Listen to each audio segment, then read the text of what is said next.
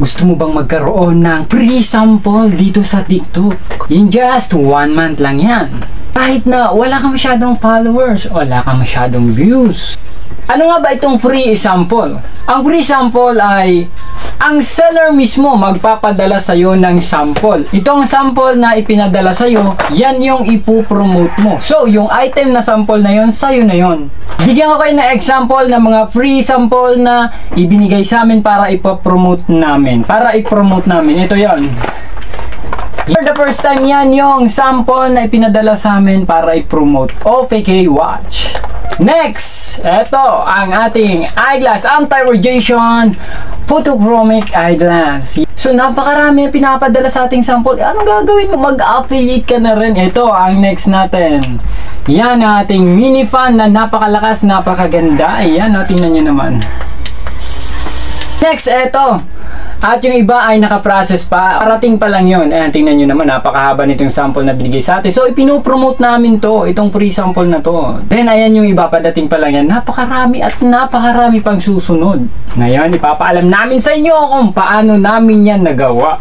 Kaya, maging kayo rin ay magkaroon din ng mga free sample. Naku naman, magbibigay ako ng 23 tips. Maraming tips yan. Naku, makakakuha ka dyan ng napakagagandang idea. Kailangan lahat ng to ay gawin mo. At pag ginawa mo to, sigurado ako, approve ka. Dahil nga ito ay isa sa mga experiment namin, meron kaming 3 affiliate. Yung 2 yon, hindi namin ginawa ang mga tips na tong ibibigay ko sa inyo. Kaya walang naging free sample doon. At yung isa ay ginawa namin ang mga tips na to. Ayan, napakaraming dumadating. The first time, ang gagawin natin, gumawa tayo ng maayos na pangalan sa TikTok. So for example, itong ating account, ito nga yung pangalan na ginawa natin. Hindi ko na sinasabing ito na ang mga pangalan na ilagay mo. Gumawa ka rin ng pinakamagandang pangalan na para sa'yo. So bakit? Kasi nga, make sure na madaling tandaan yan. Siguraduhin natin simple yung pangalan, madaling mabasa.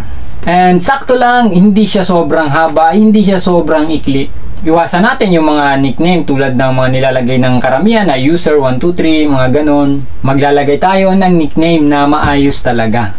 Pangalawa, iwasan natin ang pag-upload ng slideshow. Sabi ko nga doon sa last previous videos ko ay mag-upload ng slideshow kahit wala ka pang item. Pero pag nandito ka na sa punto na ang pinapangarap mo, ang ginugusto mo ay magkaroon ka ng free sample, stop mo na yung pag-upload ng slideshow. Doon naman sa mga nakaraan, wala namang benta yung mga ipinost mo na slideshow, walang views, walang benta, i-private mo na yan. Kailangan natin ngayon quality video. Kasi kapag ka nagpo-post ka lagi ng slideshow, walang masyadong mag-a-approve sa'yo ng free sample. Kasi nga, baka isipin nila, yung mga ipopost mo na product nila na ibinigay nila sa'yo ay baka slideshow din yung gawin mo. Pangatlo, mag-post everyday. So, based on the experience, dapat i-maintain natin yung 3 times a day. Aga, pwede sa umaga, tanghali, gabi. Kung kaya nyong marami, basta quality. Pangapat na tayo mga kaibigan. Gumawa ng thumbnail at text thumbnail. Ito yon. Para nga attractive ang account natin. Lalo na kapag may bumibisita sa atin. Kasi yan yung front ang makikita sa mga video mo. Ganyan. Hanggat maaari ay gumawa kayo ng mga uniform text thumbnail. Ganyan yung ginawa natin dyan. Pero pwede namang ibahin nyo kung anong style ang gusto nyo. Panglima, maglagay ng maayos na bio. Huwag yung tungkol sa personal na buhay yung ilalagay sa bio. Ang ilalagay mo dyan ay ang pang-professional looking na bio. Pang-anim na tayo, ilagay natin yung contact details natin. Make sure na ang ilalagay mong phone number, email, ay pang-business only. Huwag mo ilalagay dito yung mga personal number mo, personal email, pang-business lang. Kailangan pang-negosyo yung ilalagay natin dyan. So, tapos na tayo sa pang-anim at ang pang-pito, ang maglagay ng number and email. Next, pang-walo, maglagay ng YouTube account kung meron. Instagram, Twitter account, or X kung meron. Dahil kapag ginawa mo yon, kahit na legit yung account mo, talagang magmumukhang legit talaga yan. Hindi yung mga fake account. Siyam na tayo, okay lang na yung mga views mo, halimbawa kaunti lang, basta quality yung video. Kasi kami nung nagsisimula pa lang talaga mga views namin is napakakunti. Nako.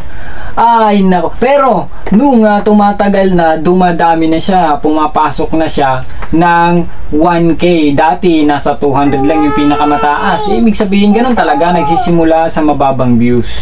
And ito pang good news para naman na talagang mamotivate kayo. Yung mga videos namin, yung mga unang videos, nilagay na ni TikTok sa TikTok shop mismo. Pag swipe mo doon, makikita mo na doon. Nako. So ayan, yan. At alam niyo ba ang good news? Nangyari lahat ng yan inside of 1 month. Ibig sabihin kapag ginawa mo yun ngayon na inside of 1 month, meron ka na rin mga free sample. At malalagay pa mga video mo sa TikTok shop. Pang-sampo, itong pinakaiwasan natin, mag-upload ng video ng iba. Bakit? Mababan ka kasi. Tandaan natin na pinaghirapan niya ng iba, kaya wag nating kukunin basta-basta lang. Alam nyo ba, ang paggawa ng isang quality video ay umaabot siya ng 3 oras. Napakatindi kasi yan. Kasama na doon yung pag-video, pag-isip ng content, edit, pag-upload. Napakatagal gawin yan. Kaya wag nyo kukunin basta-basta. Pang-11 tayo, mag-live tayo. Ang kagandahan pag nagla-live, nabuboost yung account natin. Merong mga nagpa-follow, merong mga nagla-like, may nag-share. Nako, napakaganda pagka nagla-live. Alam niyo ba ang pinakasikreto na ginagawa namin? Nako, ngayon isi-share na namin sa inyo. Ito yun.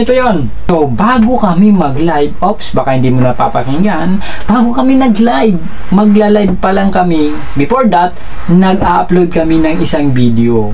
Then, after may upload yung video, then nag-live, and then tapos na yung live, yung views noong bagong upload na video ay nagbo-boom.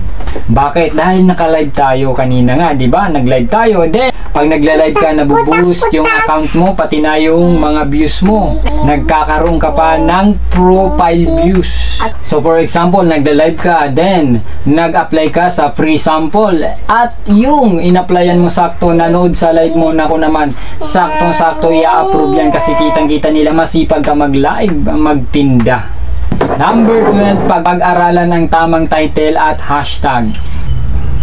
Importante yan. Kasi paano ka ma-approve sa free sample kung hindi ka marunong maglagay ng tamang title at tamang hashtag? Iisipin nila na kapag binigyan ka ng free sample, hindi mo malalagyan ng maayos na hashtag, maayos na title. Maging professional kapag kakausap ang mga kakolab, lalo na ang in-applyan mo ng free sample, makikipag-usap ng maayos kapag merong nakikipag-collab na seller. May mag-message sa'yo. Gawin natin yung best natin, kahit pa Tagalog yung itatype natin dyan, gawin na natin formal. Alam naman natin kung paano ba makikipag-conversation sa kanila, di ba? Tulad ng for example natin, pwede natin silang batiin ng good morning sir, good morning ma'am, yun, yung mga ganong style. Naman yung basta-basta na para bang napakataas mo sa kanya. Naku naman, wag, baba muna natin ng konti ating sarili. Gusto nyo ng free sample. Pero teka lang, baka naman meron ka maraming pambili. Naku, kahit wag ka na mag free sample pa. Sige na, check out na. Number 14, gawing malinaw ang video. Para nga maging malinaw yung video, kami nga ang ginagawa namin, gumagamit kami ng 3 ilaw. Depende naman sa inyo kung gaano ka liwanag na yung mga ilaw nyo. Yung isa nga doon ay ang solar. Yan. Para naman makatipid kami kahit papaano. So, importante talagang malinaw ang video natin para ma-attract sila. Ipakita yung 100% na effort sa paggawa ng video. Dahil kung 100% yung effort mo, 100% din yung balik sa'yo niyan. Sikreto pa dyan, huwag kang manghihinayang sa magiging pagod mo dyan. Pagod ka kapag ginagawa mo niya, pero pag after that, ayan, lilipas lang yan. Napagod ka maghapon sa paggawa mo ng live, pag live mo, paggawa mo ng mga content. Kapag ka natulog ka, kinagabihan, pagising mo, oh, okay na lahat. Okay na yung pakiramdam mo, di ba? Wala lang lahat ng pagod, lilipas lang yan. So, pero nakagawa tayo ng quality. Kaya bawat araw na lumilipas ay gagalingan natin. Nung una talaga siguro mga 1 week, 2 weeks, ay nag-invest talaga kami sa mga items. Ang ginawa namin, bumili talaga kami. Yung mga binil namin, yung tripod, tulad ng laruan ng baby namin, i-affiliate pa. Bumili rin kami ng sapatos kasi nga lumalabas kami palagi. Ayan, electric fan. At napakarami pa naming pinuhunanan talaga dyan sa affiliate. Nangyari kasi, hindi naman talaga naging instant yan na paggagawa mo ng account, meron agad free sample. Hindi. laan din tayo ng budget dyan. Sure naman na inside of 1 month, nako, magkakaroon ka na yan. Basta gawin mo lang lahat ng binanggit natin dyan. Experience yan. Number 17, possible na ini-stock kayo no? Ang mga nakikipag-collab sa inyo. Kung i-approve ba kayo, tinitingnan yung mga video kung paano gumagalaw yung account mo. Kaya, dito man lang, ayan, magkaroon na ng item sold bago ka makapaghingi ng free sample.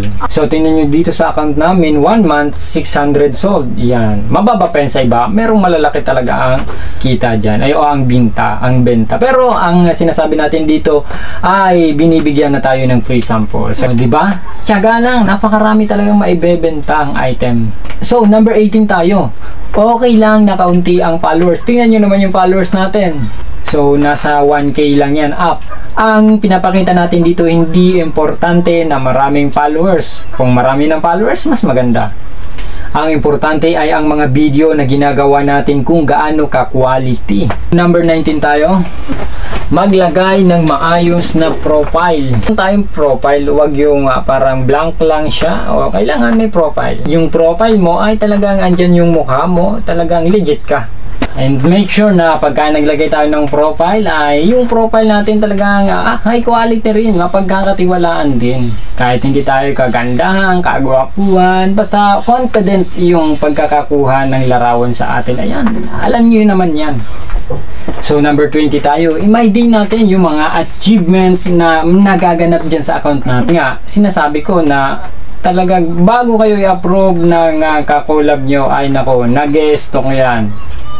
Oh, ayan, pagka nakita yung mga ipinost mo na achievements, ayan, ay di-upload ka agad, ay maganda sa paningin nila yun. Number 21, eto na! Mag-request ka na ng free sample kapag nagawa mo na yung 20 tips natin. And then, so kung paano mag-request ng free sample? Number 22. So, ayan, yung message na natin, yung seller, yung kakulab natin. So, kapag gusto mo nga talaga ng free sample, kailangan kapalan natin yung peslak natin. Bawal dito yung nahihiya ka. Talaga namang magbibigay sila ng free sample. Hindi lang ikaw yung binigyan. Napakarami ng binigyan. Ikaw ba? Sayang naman. Huwag mong isipin na sobrang nakakahiya yung ginawa mo kasi nga, may kapalit naman yun. May gagawin ka rin parang bintahan lang yan, balikan lang yan. Binigyan kanila ng free sample, bibigyan mo rin sila ng video or ng live. O diba, may kapalit naman, hindi naman basta ka lang humingi, hindi ka naman nanghingi lang, may gagawin ka rin. Kaya kapalan lang ang peslak natin. At ang hindi natin dapat kalimutan yun kapag ka na-approve na nga tayo ng seller, ay ito na, syempre, thank you tayo. Thank you so much. Ganon. Ready ka nang gumawa ng video, mag-like para sa kanya.